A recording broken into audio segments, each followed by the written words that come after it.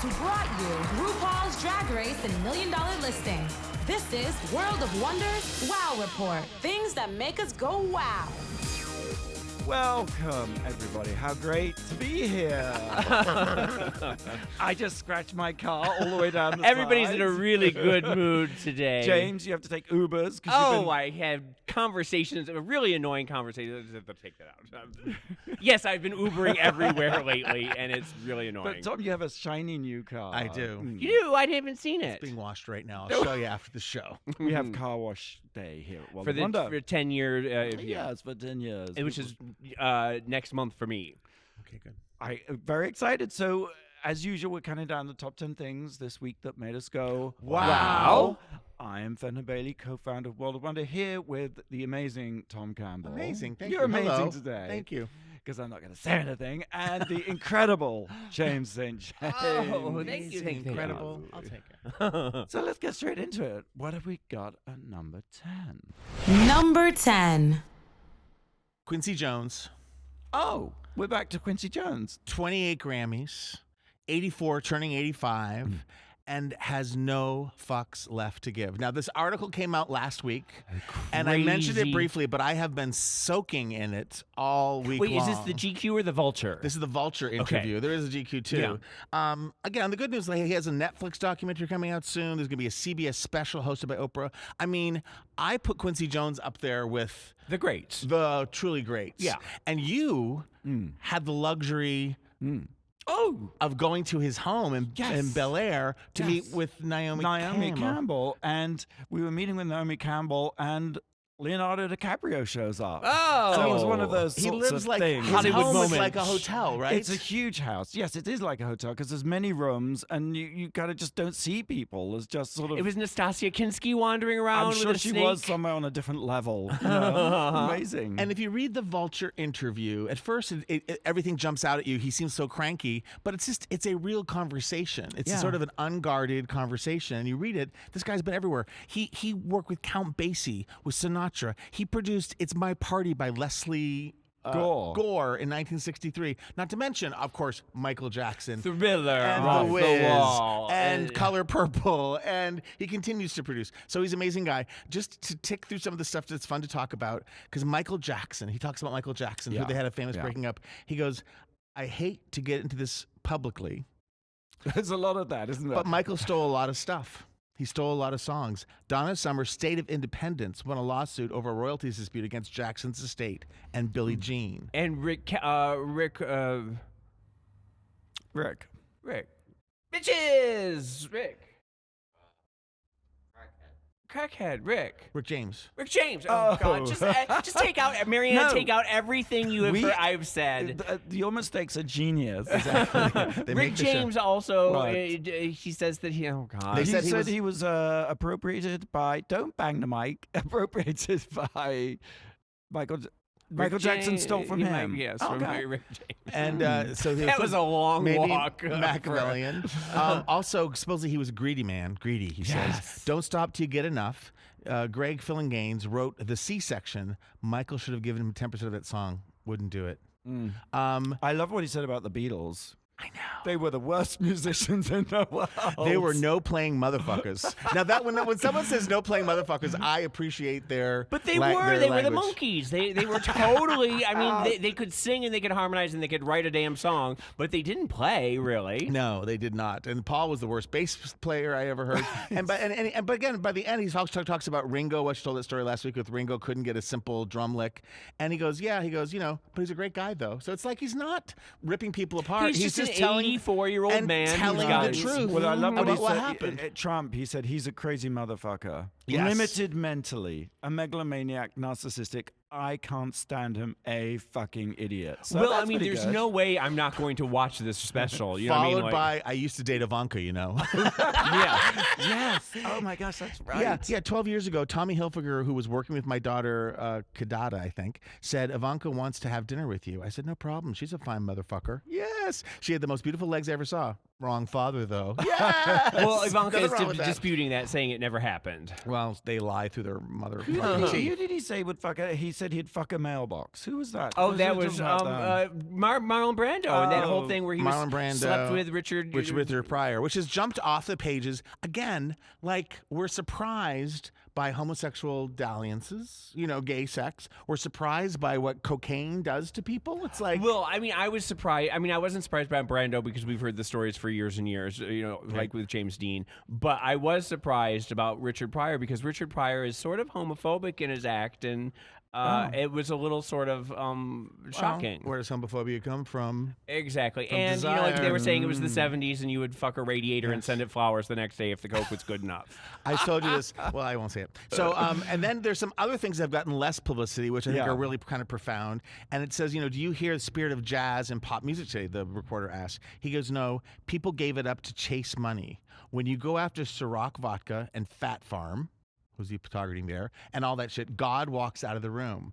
I've never in my life made music for money or fame, not even Thriller. No way. God walks out of the room when you're thinking about money. You could spend $1 million in a piano It's part. such a good quote, and it isn't it? won't make $1 million back. That's just not how it works. I thought that was amazing. And the last exciting thing is, they said, do you have he has this amazing storied life. He's married, beautiful woman. He's had incredibly talented children. And he goes, what's the greatest moment of your life? Do you have one? He goes, yes. It was the first time they celebrated Dr. Martin Luther King's birthday in Washington, D.C. And Stevie Wonder was in charge and asked me to be music director. After the performance, we went to the reception and 3 ladies came over. The older lady had a Sinatra at the Sands album. I arranged that. Her daughter had my album, The Dude, from the 70s. And then the lady's daughter had Thriller. 3 generations of women who's said that this was their favorite record. That touched me so much. Isn't that amazing? Yeah. It would touch me too if I. If you had. No, but the idea that it came to him, these 3 women, 3 different Yes. generations, 3 different, who has a life that touches Sinatra and Right. Count Basie? He And does span, multiple generations. and he's still, his home is like this salon for all the rich and famous and talented. Yeah, exactly, right? Anyway, go Quincy Jones. Can't wait for the documentary. Uh-huh. Can't wait for the special. Well, yeah. So I'm choking on my phlegm. That's the other thing that's going on. Like everyone has flu, and I have this sort of sore throaty phlegmy thing. Let's talk about it a lot For in once, detail, for please. once, I was feeling really happy this week, and I'm going to continue to. No, that's great. So, James, clear your phlegms. What have you got for us at number 9? Number 9.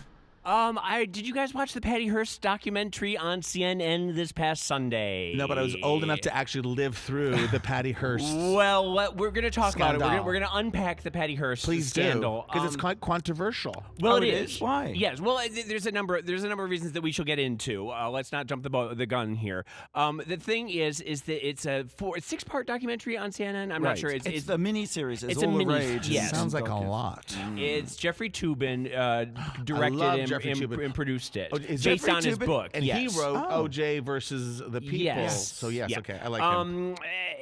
Anyway, the story of Patty Hearst is that she was the Hearst heiress. Her grandfather was William Randolph Hearst of San Simeon Castle Yes. and Citizen Kane, and he was Rosebud, and he was the Hearst publications, and she was his granddaughter, and she was kidnapped in 1974. Was it? That sounds Something- right. Yeah, Right. 1974 by the Symbionese Liberation Army. Were you really too young to remember this? Yes, of course. I mean, I was 6 years old. Okay. I mean, I remember it. I remember you're a rich girl and you've gone too far. that about her? That's It about is her. Oh. Yes, it's totally about her. And you can rely on the old man's money. Who wrote you that? Can, who's- Hall & Oates. Oh, I okay. think we could end the show now because that's the nugget. That's the takeaway, Yeah. people. But anyway, the thing about the Symbionese, we heard about the Symbionese Liberation Army. And Yes. they kidnapped her, and we thought it was like the Taliban or ISIS or something. We thought it was thousands of people, and it was this terrifying Yes. group of that was covering the world and everything. Turns out it was like 8 people. It was like 8 guys. They sort of schlubby guys. One of them is here in the documentary talking, and he's now this sort of genial grandfather type. He's like Wilfred Brimley, and he's just having a blast talking about the kidnapping. And we had to hit him on the head with a wine bottle, and he was bleeding, and he's just having a riot talking. I guess, is he in prison? No, he's out of prison. He's done his time, so now he can talk about the crime. So, what happened to Patty is that she's kidnapped by the Symbionese Liberation Army. She's kept in a closet. She's allegedly raped and tortured and beaten, and she gets Stockholm Syndrome. Yeah. And the next thing we see is her with a beret. Which means you join your captors, right? Yeah, she identified with her captors, and she joined the Symbionese Liberation Army, and the next thing we saw was she was robbing banks. That famous CCTV footage of her in the beret with a machine gun. With a machine gun. And we used to dress like Tanya all the time as club kids. There was a whole night of Tanya, like we would do Tanya parties. I remember in the 80s. Really? Yeah, and everyone would be in raincoats, and I remember Walt Paper having the black wig. And was Tanya her new identity then? Tanya, yeah. Tanya was her. She called herself She Tanya. was reborn. Yes. Right. Like James St. James, you know.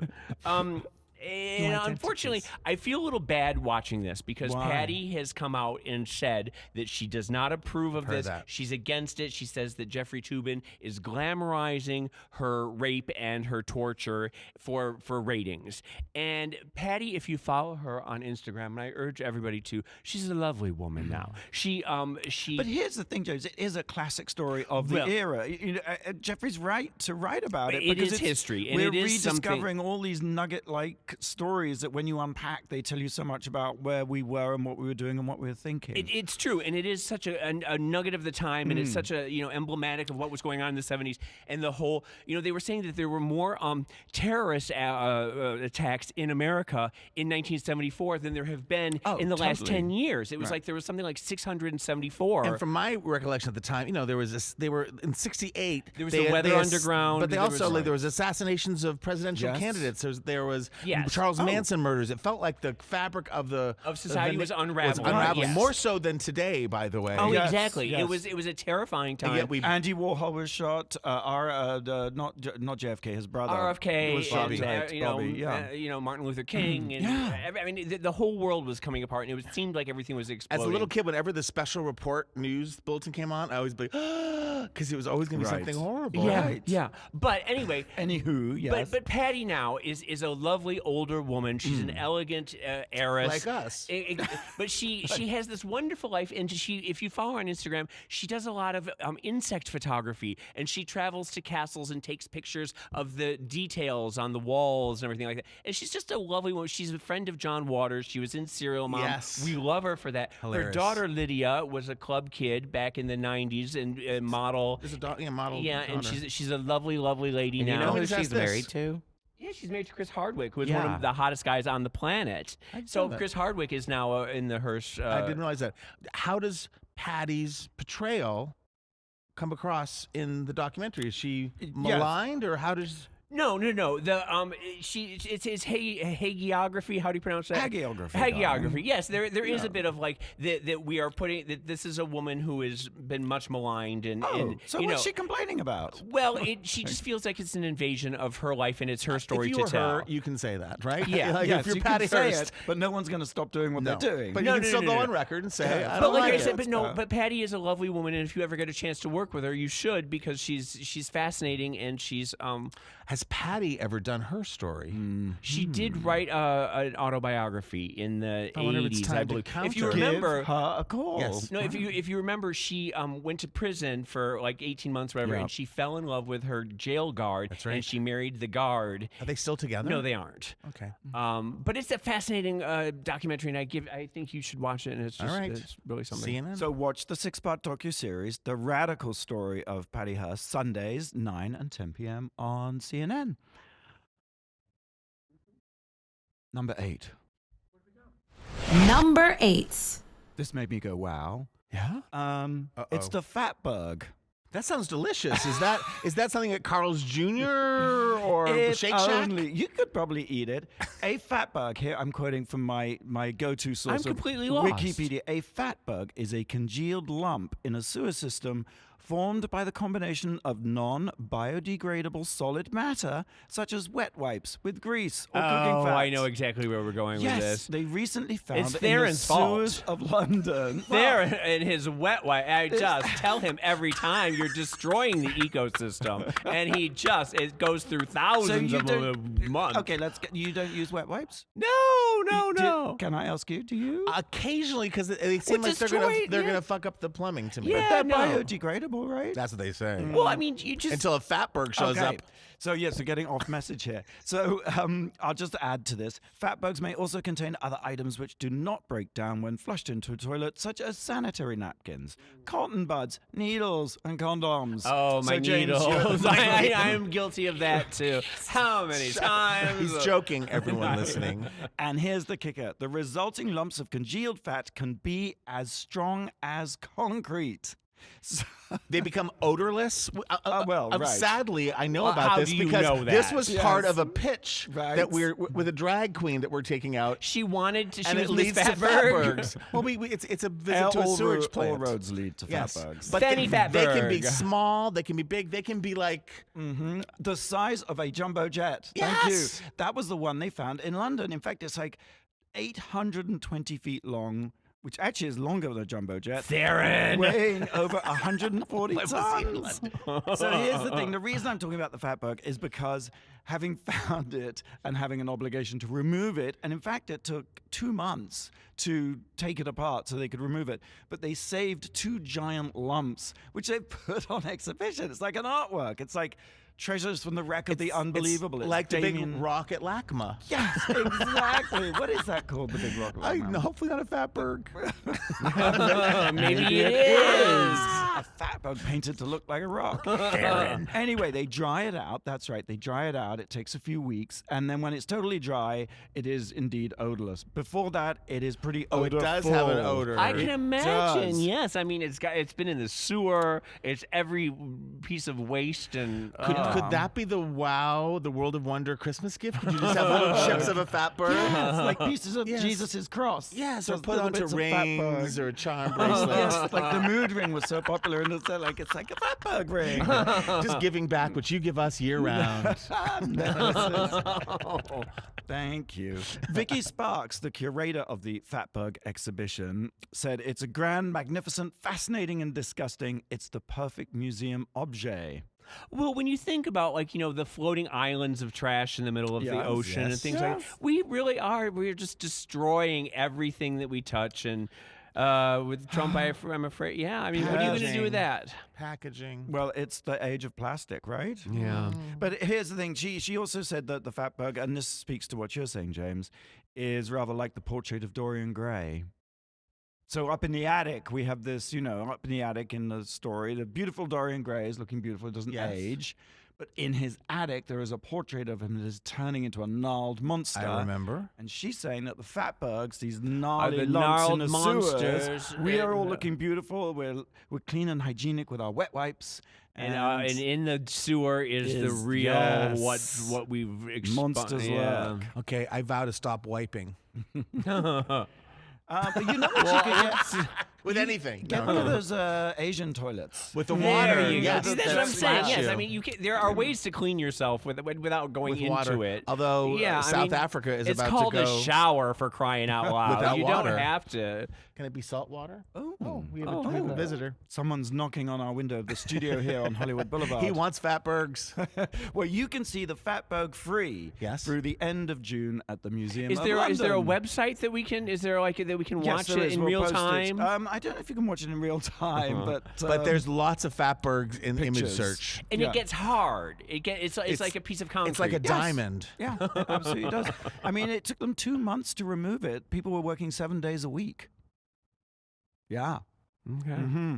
Serious stuff. Okay, so we have to take a quick break, Okay. and but before we do, we're going to loop back to Patty Hearst for our question. Okay. This is pretty hard. Okay, so we're talking about Patty Hearst, granddaughter of American publishing magnate William Hearst, Randolph Hearst. Yeah. In 2014, Gaga filmed her GUY video in the Neptune pool at Hearst Castle. Sure. Yeah, I remember Blah, that. blah, blah. Who played Zeus I know. in that video? Oh, wow. Well, you're listening to Wow Report on Radio Andy, SiriusXM. We'll be right back after the break. You're listening to World of Wonders Wow Report. Welcome back to the Wow Report, where every week we count down the top 10 things that make us go, Wow. I'm here with James and Tom and Blake. Hi, guys. Hi, Blake. Happy Valentine's Day. Late. Oh, yes. Blake, so you came up with this. having a little vocal failure here. So Blake, for fuck's sake. Here we go. So Blake, before the break, you came up with this magnificent question. In 2014, Gaga filmed her video GUY in the Neptune pool at Hearst Castle. Who played Zeus in the video? Okay, I'm going to say this because I remember that the Real Housewives were in it. Correct. And I'm going to go on a limb and say, I think this is where you were going to go. I think it's Andy, isn't it? Andy Cohen, right? I was going to say Jeff Koons. I was going to say Scott Disick at first, and then I That's thought... right, Andy Cohen. Andy Cohen. Oh my God. It was really Hi. cool. I mean, can I just say, I've been to Hearst Castle twice in my life. Once in the 80s, and they talk about the real history. Like, it's Clark Gable and all these people, Oh the my celebrities. God. I went again a couple years ago, and it's like, well, Clark Gable was kind of like the Brad Pitt of his time. No. So I think it's good. Now they probably just say, Gaga did a Was here, video yeah. at the Neptune pool. Andy Anyway. Cohen, that's fantastic. So I've been to Hearst Castle. I love going. Oh, it is one of I my favorite I wish places I could on live the there. planet, That would be yeah. nice. What 60s film? There was a lot. The last time they filmed there was a 60s famous 60s film. Yeah, do you know that, James? I'm trying to think. Spartacus. Spartacus. That doesn't make any sense. I am Spartacus. Okay, so let's carry on counting down the top 10 things that made us go, Wow. Tom, number 7. Number 7. What I really did this weekend and what made me go wow, which sucked me in, was this classic British film from 1965 on Turner Classic Movies. And it turns out you watched It's some so of it funny too. because I fell into it about 10 minutes into it. And It's called Darling. Julie Christie. And it made Julie Christie a star. And it was the No, seminal. I've never seen this. Wait a minute. No. Yeah. This is I'm the excited. seminal movie of the swinging 60s. It is the movie that put the swinging 60s on the map. Wow. She plays, and I go deep when I'm watching these things. And here's a New York Times review, pieces of it. It goes, well, Darling pretends to trace the story of this meagerly talented girl who proceeds from an immature marriage into a series of shabby affairs. First with a television talker, then with a slick promotion man, and ultimately lands in a palazzo as the loveless wife of an Italian prince. It is really much more the destruction of the whole range of London social types than it is in sincere contemplation of a miserably misspent life. We were a lot smarter back then. Oh my God. She's a model, and she wears Diana Scott. Diana Scott, And yes. she's beautiful, and she's wearing the perfect clothes. And it is perfect wigs. 1965 down. Yes. Like it is the my- uber 1965 movie. It is sounds the divine. hairdos, the looks. It stops every once in a while and it interviews people, the man on the street, Yes, about it's the verite. things of the time. John Schlesinger directed it, Oh. who did Midnight Cowboy, Sunday Bloody Sunday, The Falcon and the Snowman, and The Next Best Thing with Madonna and Rupert Everett, who, by the way, I didn't realize he was a gay man. When he passed away, Yeah, he he left used to his... sleep with Frankie. He was a friend of mine. Yeah. Oh, hey, Frankie. No, Frankie's dead now. But it has Dirk Bogard. And Lawrence Harvey. Lawrence Harvey. So these are like it just stars. Everybody is so 60s. Yeah. It's the So hottest. it sounds a 60s little movie ever. meta, because if it breaks away to have like man on the street It does do interviews. that, and there's one scene where they go to this party, and it's like this sort of wild, swinging 60s party, and everybody trades clothes. The men trade clothes with the women, the women trade clothes with the It men. has a drag and it's element. Like, there's like a weird drag element. And there's also like a dancing scene. lots of where fun they're just- dancing. But they're not like, it's not crazy. It hasn't quite gone to 68 yet. It's 65, so it's all... Yes, it's like pre-mod, but it's like right on the cusp there. I remember Steven Sabin sat me down and said, "This is what the 60s were like. This will change your life. This is the most amazing 60s film ever." And I watched it, and I didn't get it the first time I saw it because there are episodes of the Monkees and Gilligan's Island that are more 60s to me than this. The bumblebees. You need me. But now, with the benefit of maturity and hindsight, It's amazing because you really are just saturated in this. But what's the sort of takeaway ultimately? As a slashing social satire and also as a devastating spoof of the synthetic, stomach-turning output of the television advertising age. Because she's a model, and she's like always saying, it is loaded with startling expositions and lacerating wit. The screen never put forth types and dialogues more purple and frank than there is here. At the time, I think it was a major breakthrough of what was really being said. of what- cafe speaking true. society Yes. It really it skewers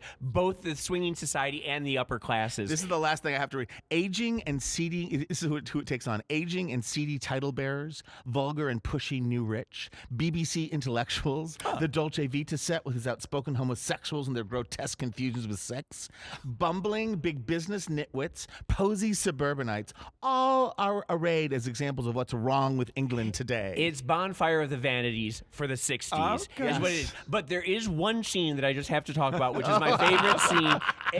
And she's in the palazzo, and she's married to the prince, and this is near the end, and she's having sort of a nervous breakdown because she wants to get back to her old life. Yeah, she's in And a loveless marriage. Yes, she's in this beaded gown with this long train, this like 20-foot train behind her, and she's got all these hair pieces on, and she's sobbing, and she's alone, and she's going through the castle and just knocking shit over, and she's going towards her bed, and she's taking off her hair pieces, she's taking off the train, she's taking off her dress, she's completely nude by the end, and she falls into bed sobbing, and I always say that like that's me every Saturday night. She ends up like naked, face down in the Naked bed. face down, sobbing, with her hair pieces not around her, and like this like giant train, and it's just one of the most magnificent scenes in all of cinema, and you really can't have if you get a chance to watch this. And really a footnote, she wins the Oscar for this, for Best Actress, Yes. Julie Christie. And it's around the time of Dr. Zhivago when she was, the people like... I thought this is what led to Dr. Zhivago. But it was that same right, year okay. kind of thing. And she beat Julie Andrews in The Sound of Music. Okay. Yes, which is really just shocking. That's the takeaway. She beat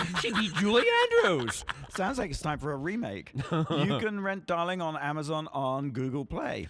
And it's on TCM all the time too. Just keep a lookout for it. Okay. Darling. James, number 6. I think this could be a good segue, right? Number 6. I hope so. I don't even know where to begin with that. I watched the Jeremy Scott I watched the Jeremy Scott documentary on Netflix, and I thought it was recent. You said you'd seen it already, hadn't you? I'd seen it, yeah. It was out a few Was it years like ago, 2015? I thought it was like don't know. 2017. But it's on Netflix, so... Yeah. So now everyone can see it. Jeremy is an interesting character, and we know Jeremy. We've met him in it several times. Do you Been know on Drag him? Race. Yes, yeah. Oh, he has been on exactly. Love him. He's an interesting character. There are two major plot points in this documentary, and the first one is his first big breakout fashion show that he did when he was a young kid living in Paris, and he couldn't get any attention, and nobody would represent him or anything, and so he decided to make his own fashion show and self-produce it and it was a huge, big thing in the media, and he was sort of like the big wonder boy after that. And then the second thing that we follow for a long time through the documentary is when he first went to Moschino, and he had that breakout show with the McDonald's couture and the red and the yellow, and it was Budweiser and it was Burger King and it was all the corporate logos, and the press hated it, but it got so much press and it was like a blog favorite. I mean, it was everywhere. If you remember in, what was that, 2014?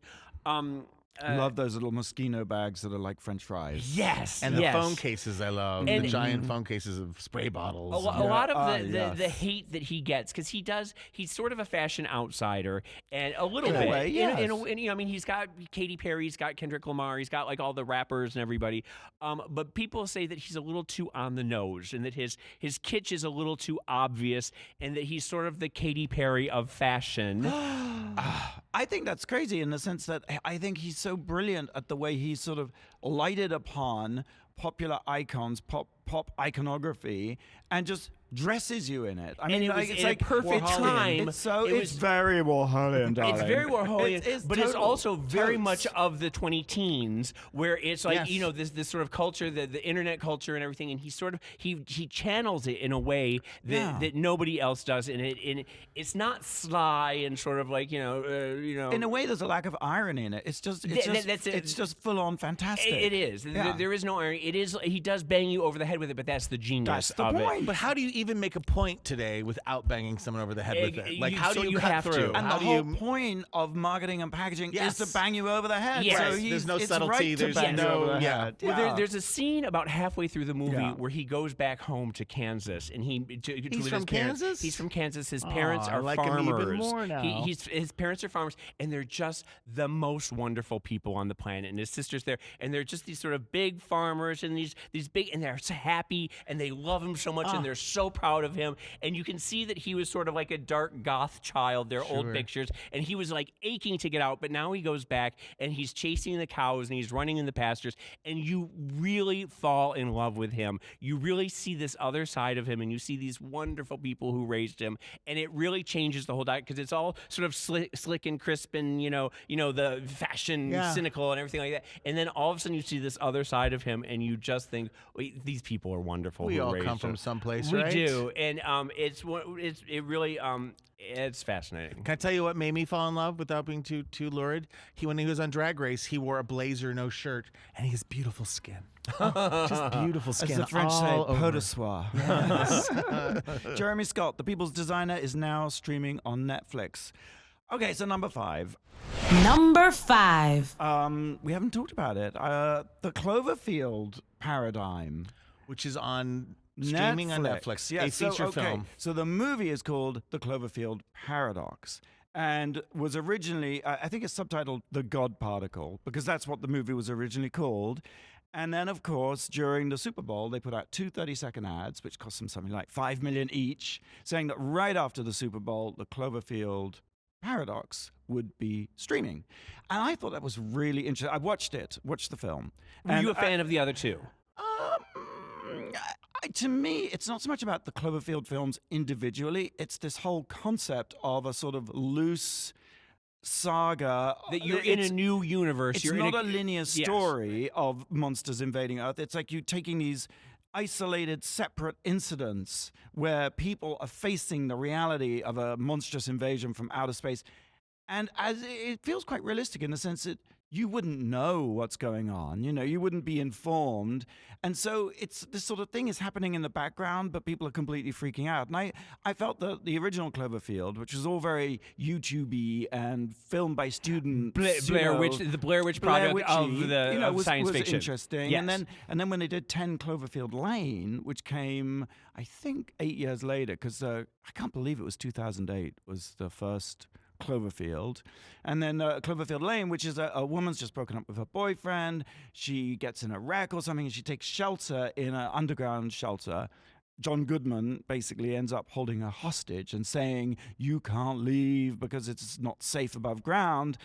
And of course, the whole film is in this very claustrophobic environment in which she's basically coming to terms with this crazy person.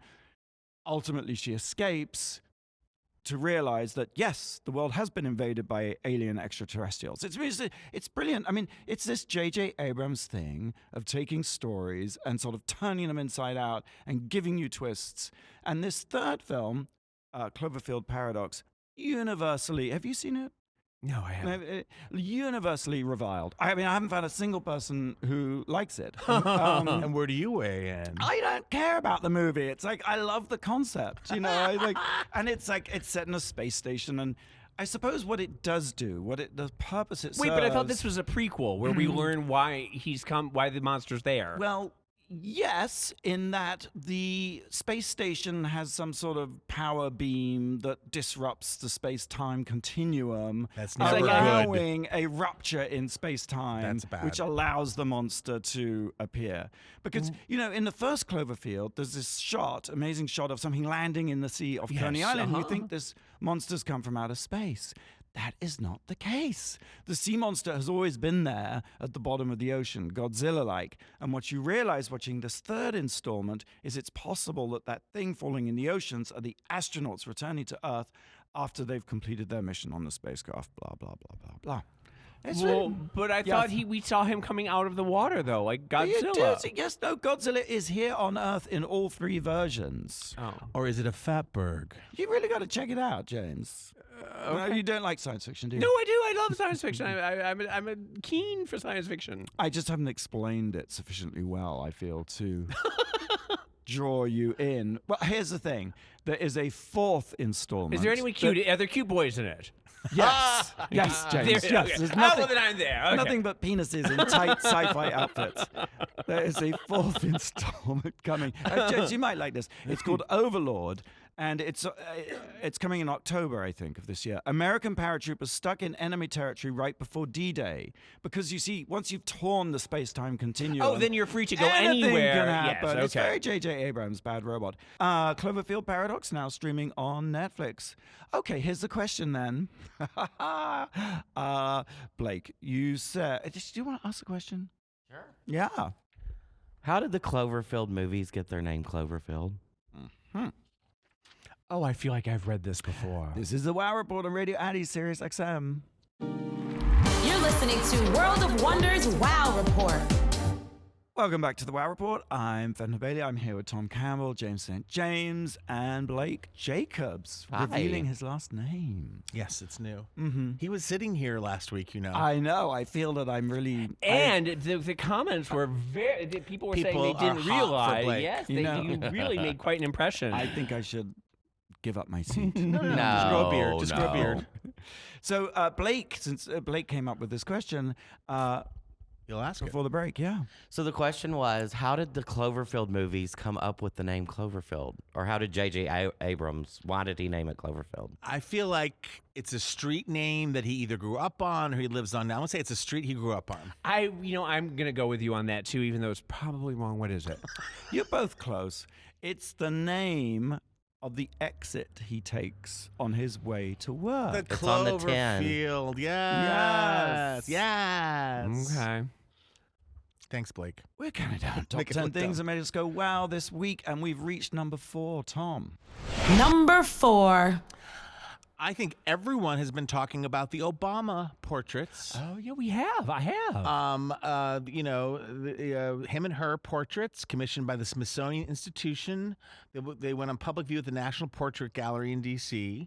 And there was this great article in the LA Times, I'm stealing a lot from it, that said, they cheerfully buck the official portrait trend of instantly forgettable painterly pablum. Because most presidential portraits, they're standing with a chair and they're in a room, and it Yes. looks like just sort of a picture, and it's sort of like, what's the point of doing a portrait, if it's going to look like a picture and it's very boring and dull? Exactly. Instead, There's yes. a great Instagram post where they put all the Yes, previous and it's- portraits it's together, like- and they're all sort of white men with Yes. brown backgrounds and stuff. And then Exactly. suddenly there's green pop, yes. Yeah, And let's talk about it. Actually, I- very Jeremy Scott. It is. In a way. I love them, and I love them because they're different, and I love them because they prop. And I don't know how to break down what is art and what is not art when you have Rothkos that are just big blocks of color, and I love them. You know what I mean? They make me feel good. The other line from this LA Times article, I don't have the author, I'm sorry. He started off by saying, video killed the radio star, but save for a few exceptions, photography killed the presidential portrait painters.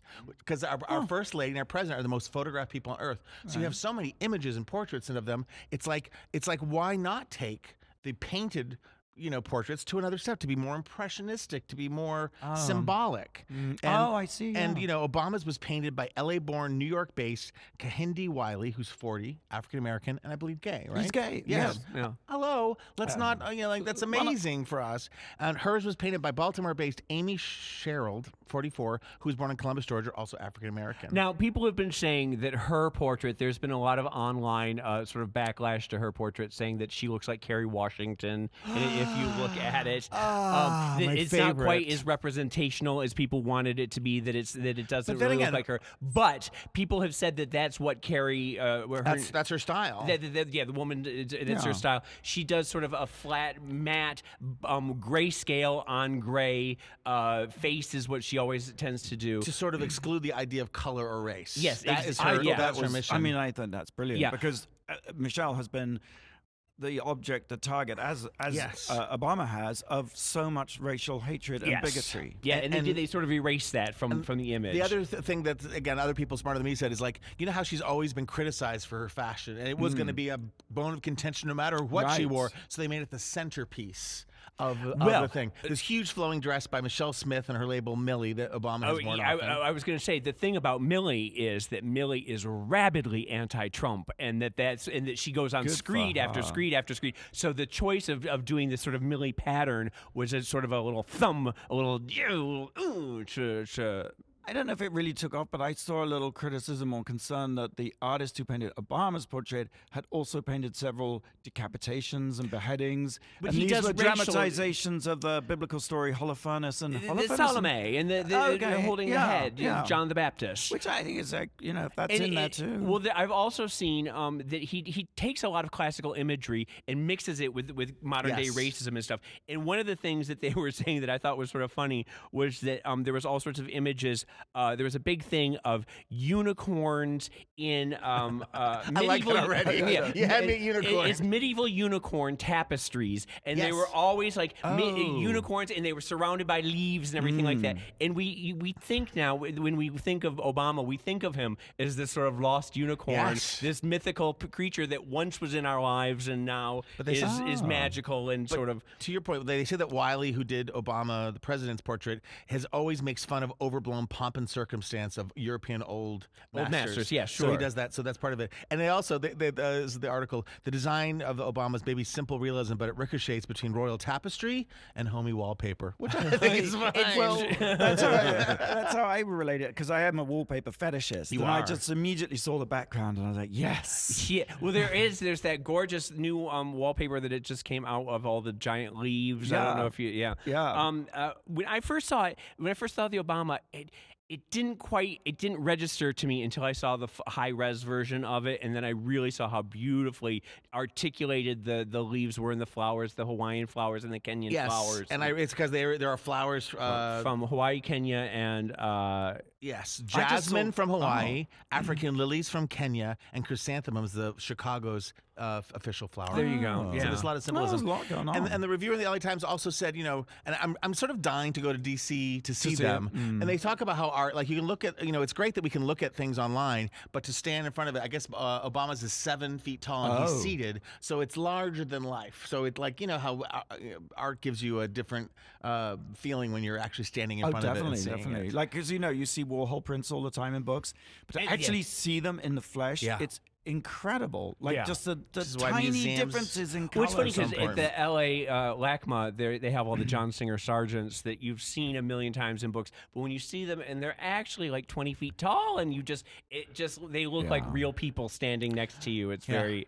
Did they choose? Did Michelle and Barack get to choose who paints their portrait? And these aren't the portraits that go into the White House either. These are different. These are the Michelle one is going to be at the National Gallery for 6 months, I think. Yeah. But the Barack, make a weekend trip. The final note the reviewer I thought said so nicely in the LA Times is, in the White House, the Obamas are the first of their kind. At the Smithsonian, the artists are the first of their kind. And the annals of official American portraiture, these paintings are the first of their kind. They will not be the last. I do think they've opened a door. That's fantastic.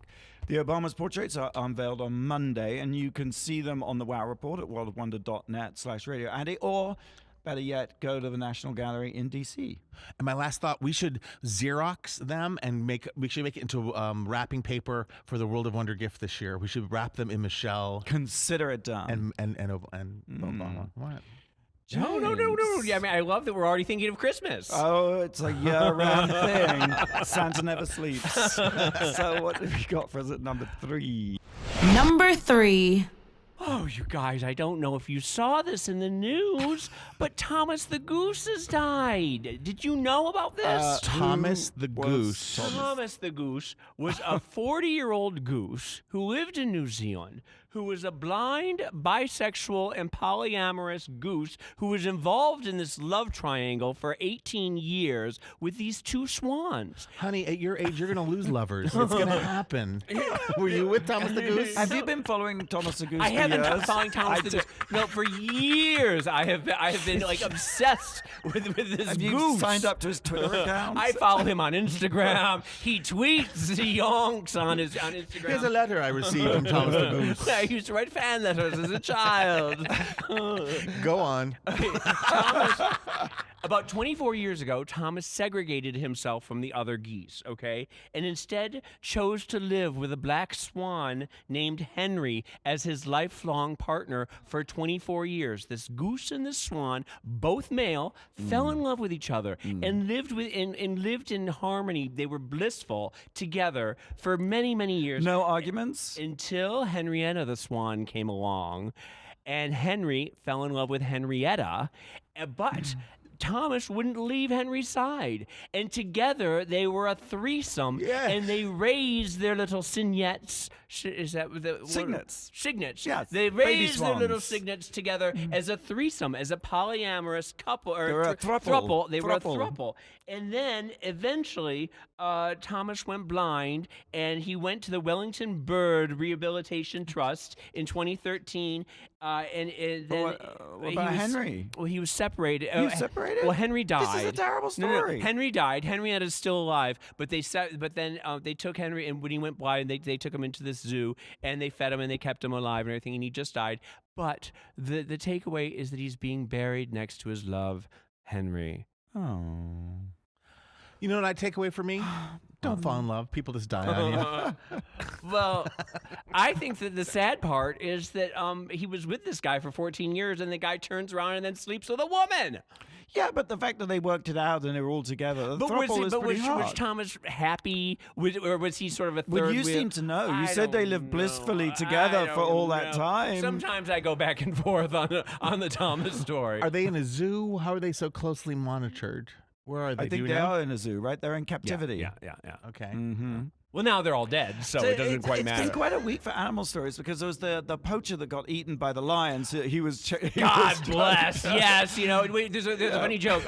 Wait, the lion says, "How do you want them done?" It's in the waiter. Or the waiter says, "How do you want them done?" to the lion, and the lion says, "Poached."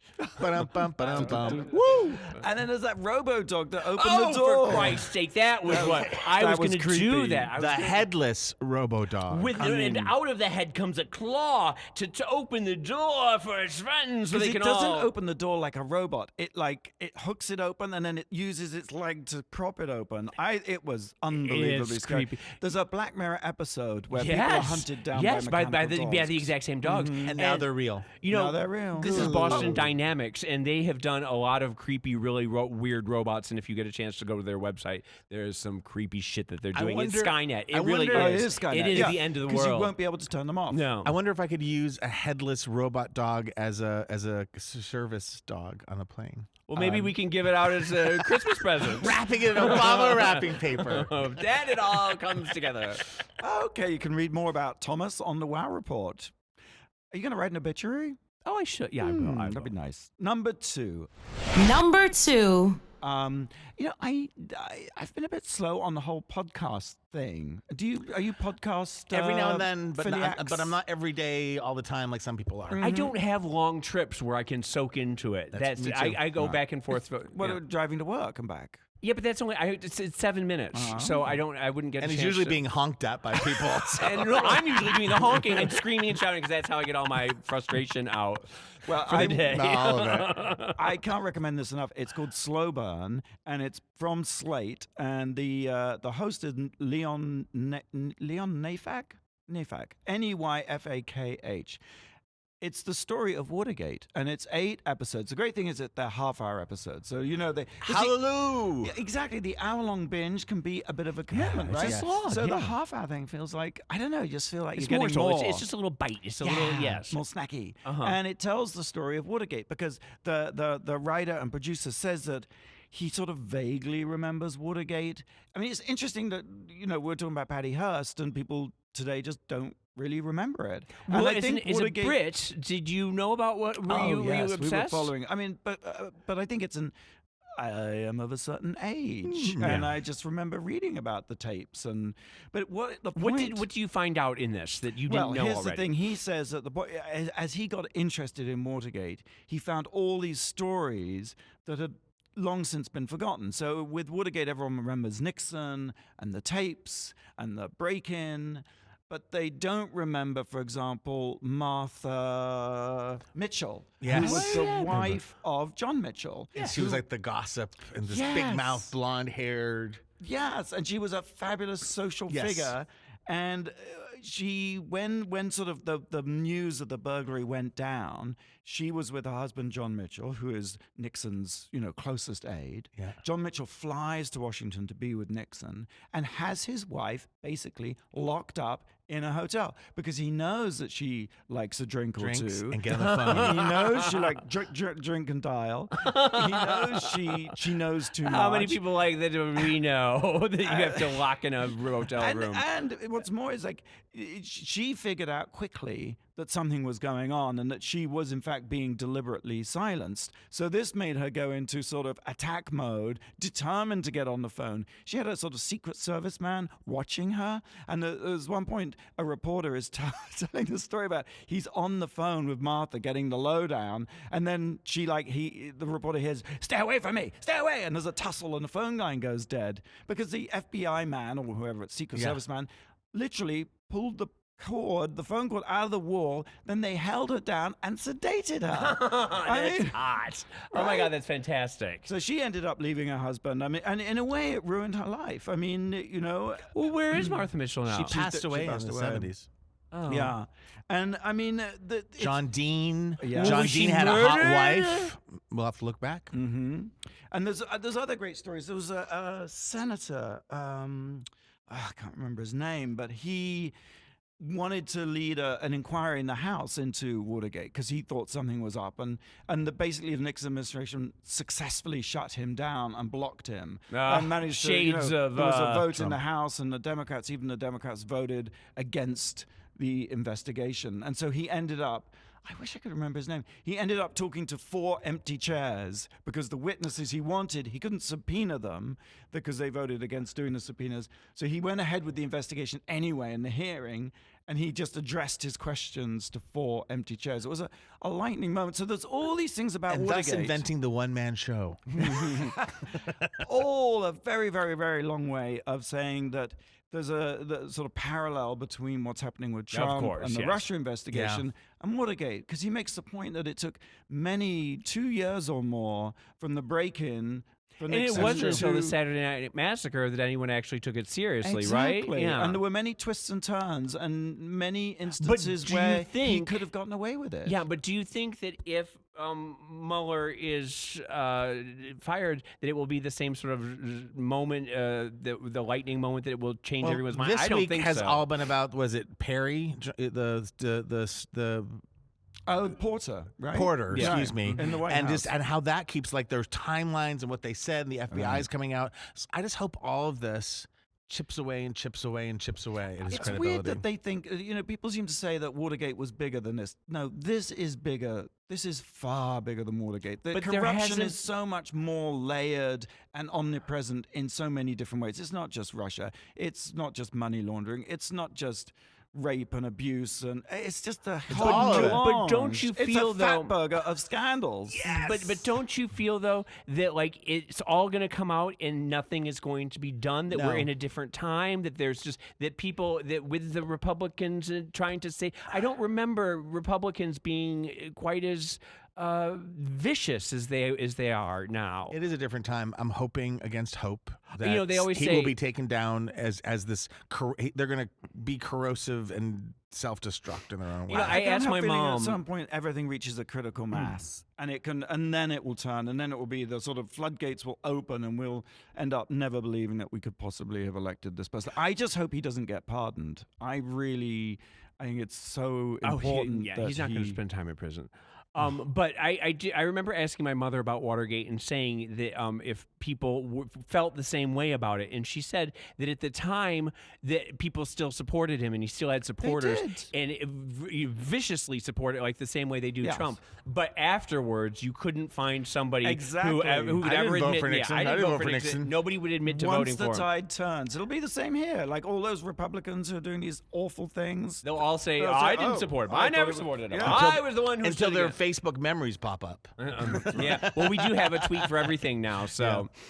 You can subscribe to Slow Burn in Apple Podcasts. Okay, we got to take a quick break. When we come back, Resistor of the Week and the number one thing that made us go, Wow. It's the Wow Report on Radio Andy, SiriusXM. You're listening to World of Wonders Wow Report. Things that make us go wow. Wait, I do have to say something though, and this I'm just saying to the people out there in the dark. in the dark who are watching us. Last week, I don't know how you let me get away with this. I said, What were my topics last week? No, this is very important. This is very important. I said, The Dark Shadows was a Scottish soap opera. And you let me get away with that. What the hell was I thinking? I don't know. Oh, it was not a Scottish soap opera. I don't even remember. It was made in New York.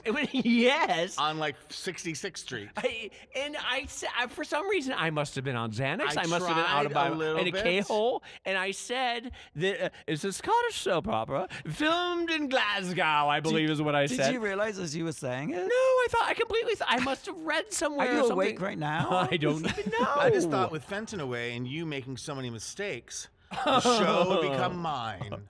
I think maybe I read somewhere that there was a show that it was based on. You know how All in the Family is based on a British Dad in the House or something. What was that? Right. The 70s. Steptoe and Sons. Oh God, he's so handsome. Anyway, I do want to apologize for being wrong, and I take full responsibility if I misled the public. Okay. Welcome back to the Wow Report. We've reached that moment where we reveal the number one thing that made us go, Wow. this week. Well, Number 1. so, James, Tom, Blake, what is it? The Olympics? Yes. Oh my God. But I'm a little more specific in my Well, Olympic it's Adam viewing. Rippon. It's Sorry, it's just it is. Look at they're taking the pants off. Cosmo. I'm watching it right now. I know, I'm it's a sorry. little Wait a minute. This is all you're getting out of the Olympics? Cosmo did a thing with 10 athletes where they take off their shirts and one guy's pants and they do their best Olympic pickup line, and it is cheese-tastic. I'm going to have to shut the computer. You're just I distracted. know. I mean, come on. You're going gonna to talk about Let's talk about Scottish soap operas Wait a minute. next. Hold on. The thing is, we are in the moment of this pop culture lightning zeitgeist moment where Adam Rippon has become the biggest star on the planet, and he's everywhere, and there's a million stories Who of is him. Adam Rippon? Adam Rippon is the skater. He's the out skater, and he's just adorable. I can't believe you aren't caught up in this. He's our Resistor of the week. I'm just being a host. I'm like asking you to explain. We've got Gus Kenworthy, who is also an out, Right. and it's sort of this great gay moment. There's a Canadian, an out gay Canadian. Yes. So it's the GAYlympics. It's the GAYlympics. Finally. And Mike, the Vice President Mike Pence is making this whole hoo-ha and about how he supports everybody. And Adam Rippon has said he will not meet Vice President Pence, because this is his moment, and he isn't going to sully his moment with that sort of energy. And he won't go to the White House either. He won't go to the White House. We have this great stuff that we put on the Wow Report with him dancing and ice skating with Milk recently, and Milk interviewed him. This was before the Olympics. There was a great thing on the Huffington Post of an 8-year-old Adam Rippon, and he's being interviewed about his Olympic dreams. There's he did a great interview in which he's talking about being a role model and how important it is for him to keep his femme qualities and for him to be an outspoken queer activist and not try and butch it up for the Olympics, because he is a queen, and by God he is there for other queens out there, and he's just a wonderful role model. It's this wonderful moment in pop culture, and I think that we should all just be soaking in it. Oh, yeah, and you haven't been watching the luge With the dick cam. They've been putting a dick cam. Well, of course they do, because They put the camera right in the penis. they're reclining in these skin tight suits. It's for you, James. And there are all The these wonderful luge. gifs of men sort of thrusting the cam in the air. It's just- Loser Chris Mazur. Yeah. Well, there is a hunk. He is a bear. He is a hairy hot. He wears a skin tight onesie. He's a superhero. Now, is he gay? No, he's okay. straight, but He he's turned me gay. He's an ally, is what I he was is. hanging out with a black swan, and now I'm going back to him. Yeah. You know, did you read the story in Vanity Fair? It was written by Richard Lawson about Adam Rippon. It was absolutely. What are you doing? What are you doing? Fuck Richard Lawson. I hate Richard Lawson. Okay, turn your back. Richard Lawson once called me when he worked at Gawker. He said I was an ugly old vampire mummy. And that was a long time ago. No, it wasn't. But it was long. It was. I will never forget, and I will never forgive Richard Lawson. So I don't care how beautiful this is, because I hear it's been making people cry. It has. It made me cry. It made Adam Rippon cry. Could I possibly tell a story? No. Turn your back. James has turned his back to the microphone. And he's put some earplugs in. So here's Richard Lawson writes this eloquent, very beautiful, moving piece about Adam Rippon, and he tells this story about how when Richard Lawson was a young boy, he had a best friend. Oh, let's all feel good. Oh, poor Richard Lawson. He had a best friend called Ryan. He calls him Ryan. And they used to get in the living room and do their ice skating routines and pirouettes, etc., etc. And he never understood why he lost contact with his best friend. And it turns out, it all gets revealed in adult life that it's because Ryan's parents, at the age of 8, thought that Richard Lawson was turning their son gay, so they stopped them seeing each other. And he ties this all into Adam Rippon's openness about the Olympics. And he says at the end, I think this is really moving. He says, you know, in ways petty and profound, the world tries to tamp down what Adam Rippon so wondrously, confidently exuded on that ice. And how terrific that so many kids may have seen it and loved it and then gone skating around in their own living rooms, maybe feeling a little freer than before. I just get goosebumps reading that. Yes, he is petty and profound. Richard Lawson is petty and profound. It sounds like Richard Lawson owes James St. James an apology. Yes, so maybe he'll make that. But in the meantime, let's lionize him. In the meantime, because he's not just a gay, Richard he's a Lawson. mean gay. I have a question for you, though, because it seems that this is the GAYlympics, right? And you got the luge bulges. And I was thinking about Frozen. You know, Frozen is a quintessential gay movie, Frozen, the Disney. Sure. So what is it about frozenness and cold things, you know, snow and ice? Why is that always such a sort of gay metaphor? Or a gay... I just think Yeah. James... May I speak for James? Please. I just think James and most gay men are just horny year-round. So if there's snow, they're going to be gay. If it's hot, it's going to be gay. We're all ice princesses is what it is. There you get go. such a better answer than I do. And we all love those little, the little ice skating uniforms and the little sparkles, and they're all... I'm telling you, go to Cosmo. They have the 10 beautiful Olympic men. Because you forget, even like the ones in events that don't seem that demanding, their bodies are perfect. There's make some sculptures, people. Yeah, but the figure skating outfits are what turn a lot of people gay. If you remember, they're always with the little tutus and the little, you know, they're always very sparkly and gay, and it was really a big fashion moment for me when I was growing up watching the Olympics. So you were in your living room twirling around. Yes. Yeah. So you can relate to the story. No, I cannot relate to My sister and I, 1968, Peggy Fleming, my mom had waxed the kitchen floor, and we were in our socks skating like Peggy Fleming. Yes. And who was the one with the hairdo? Dorothy Hamill. Dorothy Hamill. My sister had a Dorothy Hamill 76. hairdo. I wanted one so bad. Okay, well, carry on. That's all we have time for today. Oh, start your free trial of WOW's new streaming service, WOW Presents Plus, by visiting wow-presents.com. Yeah, we've got lots of original series on there. And, of course, Trixie and Katya, Wednesdays, 10:30 on Viceland. Yes. Oh, and Did you see the RuPaul's- Trixie and Katya as Beavis and Butthead? No. The artist came out with Trixie and Katya That's a as funny idea. the guy who did Beavis and Butthead. And James, watch RuPaul's Drag Race All-Stars 3 every Thursday, 8 p.m. on VH1. Which I hate to contradict you from earlier, but that's the GAYlympics. Thank you. And Freak Show Video on Demand. Yes, still. ma'am. Yes. Right.